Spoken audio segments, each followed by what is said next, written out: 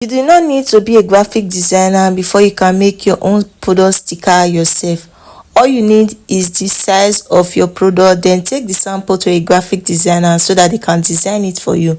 Then you can print your own product sticker and make it yourself. Hi, my name is Gifted Creation. Feel free to call me Gifted.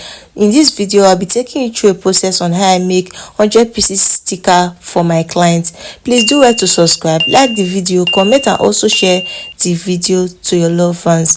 My client told me she needed a sticker that will cover her product, so I measured her product and I measured 5 by 5. So the sticker I'm cutting right now is 5 by 5 sticker.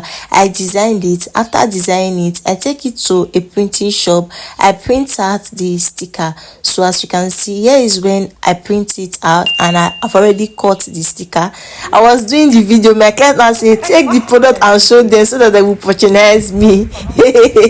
So that is when I was showing the product. Here is the final product. Please do well to patronize my clients, please. It's perfect of what she's doing. Her product here is liquid soap. She have the one of washing of plates. She have the one of bathing.